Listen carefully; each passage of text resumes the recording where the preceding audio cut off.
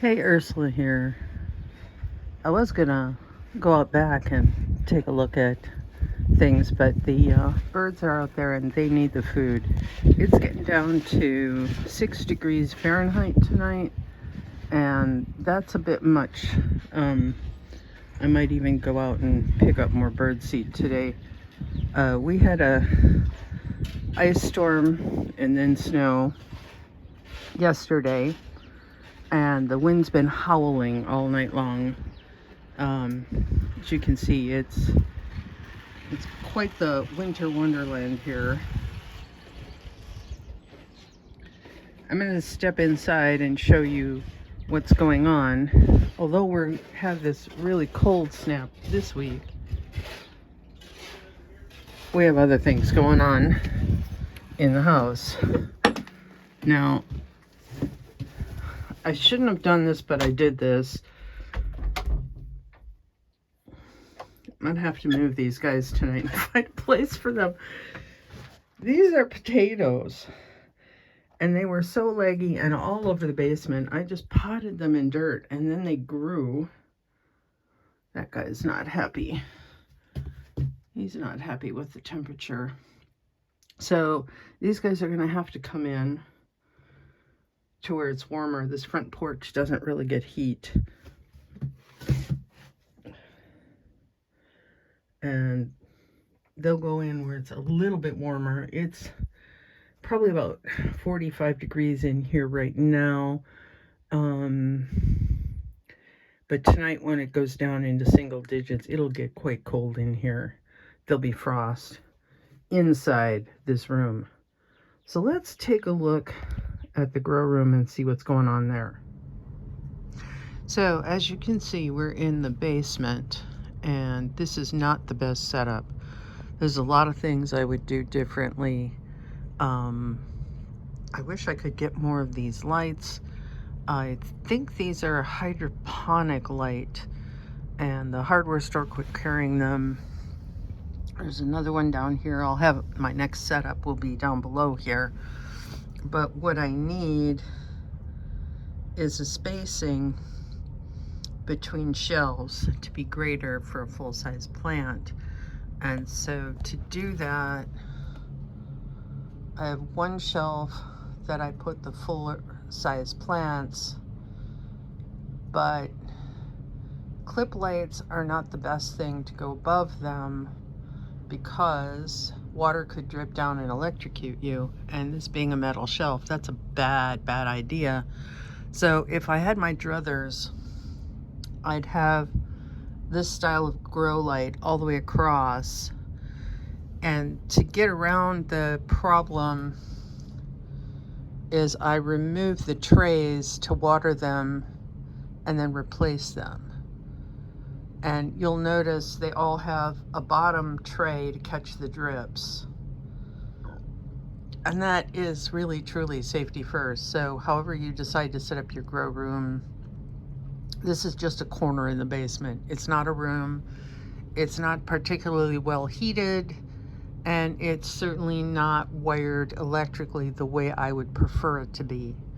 Eventually, I'm going to have an electrician do up a closet down here and actually have plugs in that and be able to do my lights in there. We've tried it with the existing shelving units. The shelving units are something I picked up from a store that went out of business, but they do make these and a lot of hardware stores sell them. I think I got one from Menards and another one from Ace Hardware. I'm sure Home Depot has something, or Lowe's. But I like these because you can set the height of the shelves. It's just a pain once they're fully loaded to take them apart and reset the heights. So the heights I have set here are for seedlings. So the lights are really close to the seedlings and the seedlings don't get leggy. They are not set up for plants once they start growing and get put into bigger containers. So with that said, we have three things going on here, totally separate. One is to start seeds. And as soon as this cold snap finishes up, these are going into a tray because they take a long time to germinate. So what I have are delphiniums, foxglove, snapdragon, hollyhocks, echinacea,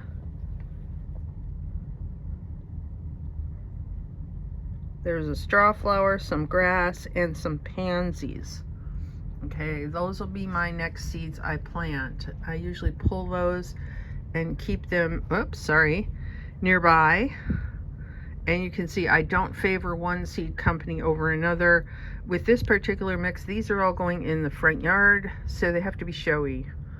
Some of them are dye plants, like the hollyhocks. Those will be a dye plant.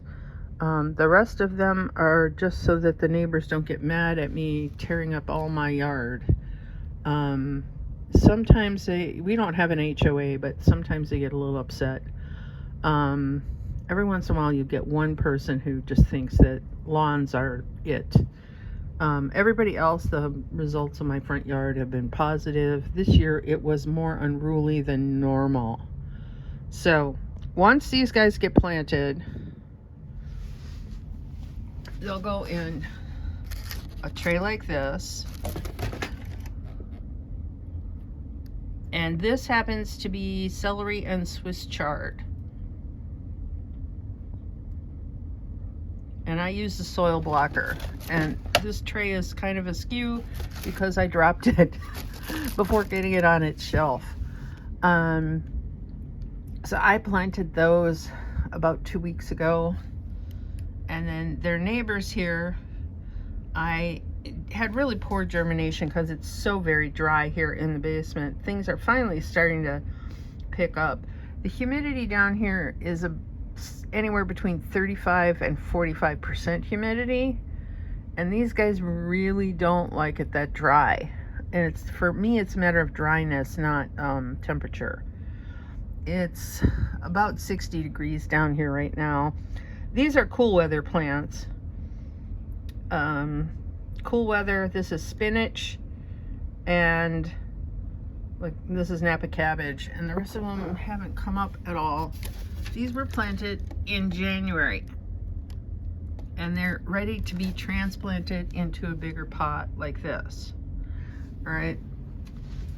Likewise, this tray has onions, and those were planted in January because they take a long time. They're ready to get transplanted now into a bigger pot. I'll give them a haircut first though. Lettuce is a different thing. So it's not just seed starting. Whereas these trays are the seed starters. Lettuce is a crop I decided to grow in winter in my house. We had a couple years where it was really hard to find lettuce in the winter here, and I don't know if that was like a salmonella outbreak, or the stores just didn't carry it, or all the farmers just grew for Thanksgiving and had nothing for the week after Thanksgiving. There was nothing in the stores, and we like our salads, so I planted lettuce. Originally I planted these to put them outside under cover, but this year's winter was a little colder and also snowier than previous years, so I didn't get them into the ground. I do have spinach outside. It's doing fine. That'll be harvested next week because some of these, it's going to get warm next week.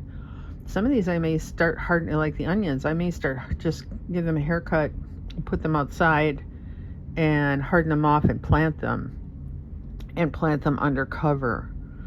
I have something called an Agribon row cover that goes over the top of an area, and I've harvested that out. I had lettuce in there in fall. I had a fall crop of lettuce, and that's done now. And so that can come out and the onions can go in. So let me show you all the lettuce I have. This was my winter crop. I have 3 trays. I can't tell you how many plants there are. Just that one tray does a little over 2 ounces of lettuce when I harvest it. Basically, 2 trays equals 2 nights of salad a week. And then the third one is always recuperating while the others are cut, when the others are cut. So it's nice to have that. One of the problems with lettuce in here, I would imagine also in a greenhouse, is fungus gnats, and if they don't get the nutrition they need, you will get aphids. And when you get aphids, they're done. They go outside, no matter how cold it is, they just get pitched into the garden, compost or whatever. If they don't pick up aphids, I will just reuse the soil. I'll amend it with some good compost and some coconut coir. That's what I use. Some people don't like coconut coir. The other thing I've got going on is I have sweet potato starts. And let me show you that. I have to climb a ladder, so bear with me here. Camera's going to get wonky. All right. So last year, I had a pot that wasn't, they were growing in a pot because I couldn't figure out where to put them. And that is the third thing. I've got plants here that I could not figure out where to put them. So this one is up here. It's growing all over the place. And I've been taking cuttings from this plant and rooting them in water, which I have over here. And then when they get too rooty, when the roots just like fill up the whole water thing, then they need more nutrients than what that water can give them. And I stick them in a small pot. And then those I have to keep those alive until June 1st. So those are not harvestable unless I plant them in a big pot. The other thing I've got going on is potatoes. And we'll go into potatoes. Potatoes are down a level. Yeah, I know there's potatoes up top here, but how I start them is down here. Okay, so I saw this guy on the internet who was carving out the eyes with a little bit of flesh around it from his potatoes and then sticking them in a 2-cup method. Now this one didn't germinate because it was probably too dry. But effectively, you put slits in the sides of the cup. You can see, there we go. I slitted them up the sides because that way the roots don't get stuck out the bottom and get ripped. And then they grow to about this size. Ideally, let's see if I've got one kicking around here. See, that's another sweet potato. I might not. I might have transplanted them all already. Here we go. Here's one. Ideally, a cup system like this is best. And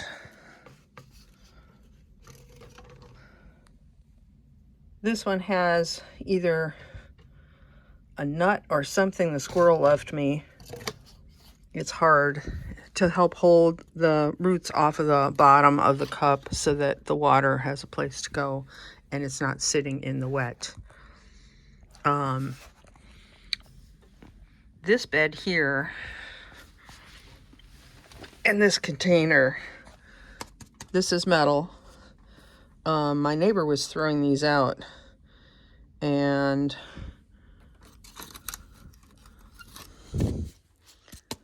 it's galvanized steel, but it's old, and I'm growing onions in it. These happen to be Walla Wallas. They didn't germinate especially well.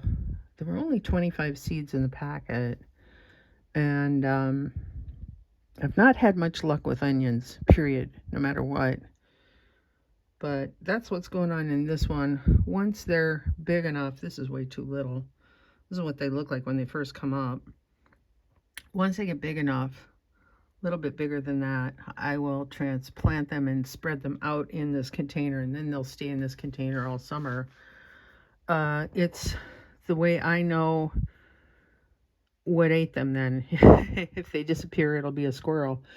If I put them in the ground, there's no telling if it was deer or who ate them. So we're going to watch out for that. Squirrels are horrible around here. They tend to, they actually remove people's garlic thinking it's a nut of some sort. All right. Next over here, these are plants that never got into the ground last year. Rosemary. This is lettuce that I didn't have any more pots for. And this guy may or may not be alive. I have my doubts. That's also a rosemary. It dried out too much. It is very dry in here. I also have the gangly potatoes. They vine. They start sending out shoots. And I tried rooting some of those. And we'll see if that stays alive or if it dies. When I put them in the pots, they were good. The viney bits were in good shape. But I don't know if they'll set up roots. These are just the vine portion. There's no seed potato. It's just an experiment. It might work, it might not. Some of them did work. You saw the potatoes in the hallway. Some of those actually were seed potatoes. Some of them were not. Oh, let's see. What else do I have going on here? Lettuce is just about ready to harvest. This is going to come out in March. I think all of them will be done beginning of March, probably the end of the first week in March. So I'll get maybe 2 more cuts out of this, and that'll be it. And then up here, these are leeks. Same thing as the other tub. We'll see how that goes. And then here's my viney tomatoes, or potatoes. Sure, I can speak English. Potatoes. These I'm intentionally putting under the light because these are going to go into a pot shortly. I typically don't plant potatoes until mid-March. As a matter of fact, that's when my seed potatoes are supposed to be arriving. But the weather's too weird to truly know when to plant right anymore. Our last frost date can be anywhere between April 15th and June 1st.